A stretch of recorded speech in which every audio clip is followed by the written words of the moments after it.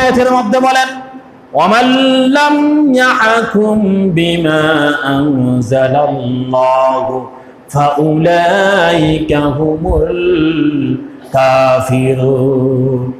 যারা আল্লাহর নাযিলকৃত বিধান, যারা আল্লাহর নাযিলকৃত কালাম, আল্লাহর নাযিলকৃত কথা, আল্লাহর নাযিলকৃত এই কিতাব নামক যেই বিধান তাদের উপর নাযিল করা হয়েছে, পাঠানো হয়েছে, ফায়সালা পাঠানো হয়েছে, আল্লাহ তাআলা ফায়সালা করে, তারাই ফায়সালা মানবে না, তারাই কাফের। যারা ফায়সালা মানবে না তারা কাফের, তারা মুনাফিক, তারা মুশরিক, তারা ইহুদি, তারা নাসরা, তারা মুসলমান ব্যক্তি কেউ হতে পারে না।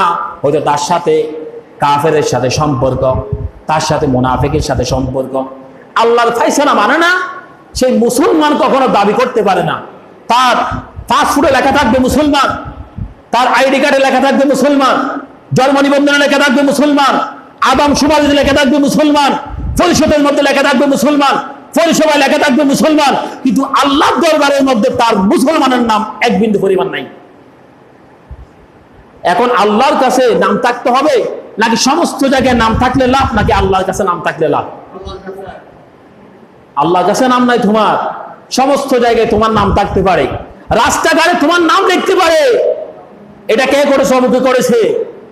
তুমি যা করেছ আল্লাহ তাআলা সমস্ত আমলগুলো বরবাদ করে দিবেন, নষ্ট করে দিবেন, তোমার যদি আমলে ঠিক না থাকে। কাফের হচ্ছে প্রকাশ্য, মুনাফিক হচ্ছে অপ্রকাশ্য। মুনাফিক চিহ্নিত পাওয়া যায় না। মুনাফিক আগের কাতারে নামাজ পড়ে, আবার ক্ষতি করার সময় মুসলমানদের আগে করে। কথা বুঝে যাচ্ছে? মুনাফিক প্রথম কাতারে নামাজ পড়বে, মুনাফিক রোজা রাখবে, মুনাফিক হজ করবে, মুনাফিক যাকাত দিবে, সমস্ত কিছু তার থাকবে, তার কিন্তু বিন্দু মাত্র তার কাছে ঈমান থাকবে না।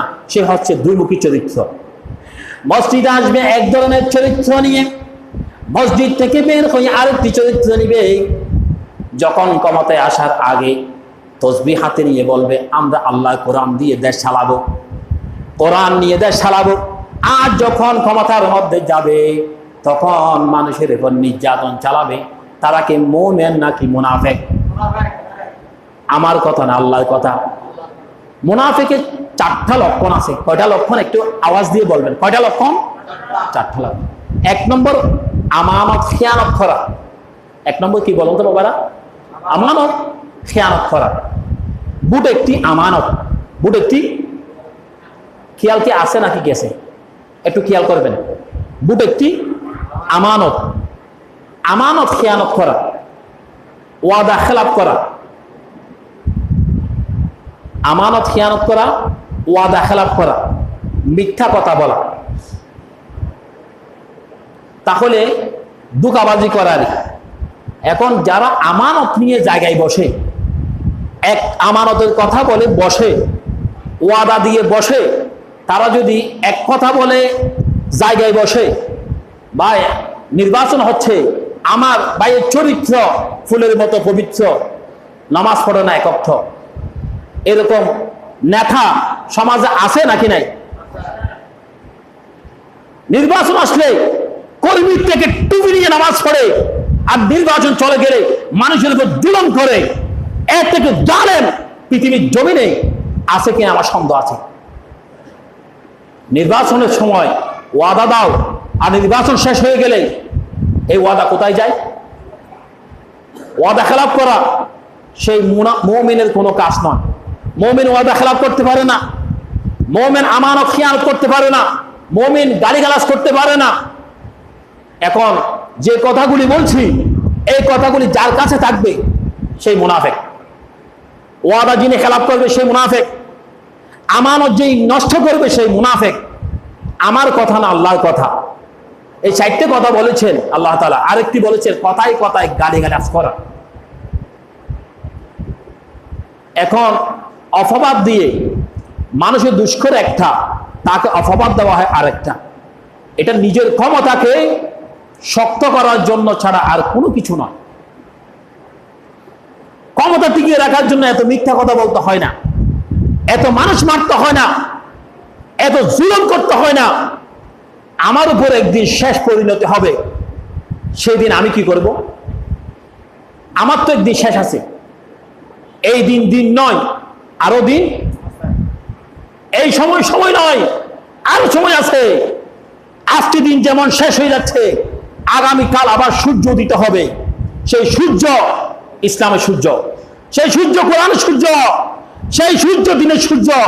আমার রাসূল বলে গেলেন, খৈরুল কুরুনি করনি, আমি তোমাদেরকে শ্রেষ্ঠ যুগ দিয়ে যাচ্ছি। ইমাম মাহদী পৃথিবীর মধ্যে আসবেন, আবার ইসলামের পতাকা বড় বড় করে পৃথিবীর জমিনের মধ্যে উঠবে। মাঝখানে একটু সময় খারাপ যাচ্ছে, আপনারাও জানেন, আমরাও জানি। এখন কি সময় কি ভালো নাই খারাপ? এটা কি আমি দেখতেছি নাকি আপনারাও দেখতেছেন? যারা জবাব দেন নাই তারা বোধহয় দেখতেছেন না। আমি কোন দলের ছোট করার জন্য কোনো কথা বলার দরকার মনে করি না। তবে যেটা আমার হক আছে, মসজিদের দায়িত্ব দিয়েছেন আল্লাহ রসুল, মসজিদের নববী থেকে সমস্ত হকের কথা বলতেন, আমাকেও বলে যেতে হবে। চাকরি আছে কি নাই সেটা আমার দরকার নাই। মালিক যিনি আমাকে এখানে পাঠিয়েছেন, সেই মালিক আমাকে রিজিকের ব্যবস্থা করবেন। যে মালিক আমাকে এই বয়স পর্যন্ত বড় করেছেন, আমি এই মসজিদে এসেছি 2 মাস হচ্ছে, এর আগে যে মালিক আমাকে সুন্দর মতো সুস্থতার সাথে বাঁচিয়ে রেখেছেন, সেই মালিক বাকি দিনটাকে আমাকে বাঁচিয়ে রাখবেন। আমি যদি তার কথা না বলি, আল্লাহ বলবে তুমি বলো নাই কেন, জবাব দাও। আমি তখন কি জবাব দিব? এতগুলি মুসল্লিদের জবাব আমার কাছ থেকে চাইবেন আল্লাহ।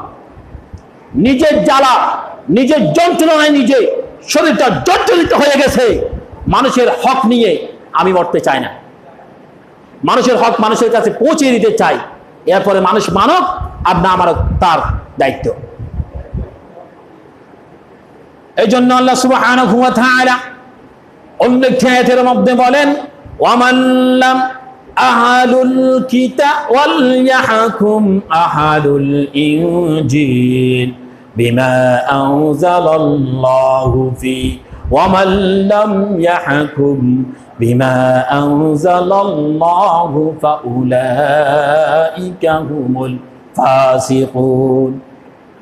এই কিতাব আমাদেরকে যে নাজিল করলেন, তার আগে অন্য অন্য নবীদেরকেও কিছু কিছু কিতাব দিয়েছিলেন, ইনজিল, জাবুর, তাওরাত। এই কিতাবগুলি তাদেরকেও এইভাবে করে করে সংবিধান চলার জন্য, দেশ চলার জন্য, মানুষ যাতে চলতে পারে, ইনসাফ পায়, সেই জন্য তাদের কাছেও কিছু বিধিবিধান দিয়েছিলেন। সেই সময় তারা ওই সময় ফাসিক ছিল। যারা আল্লাহর বিধান মানে না তারা মুনাফিক, তারা ফাসিক। কিছু মানে, কিছু মানে না।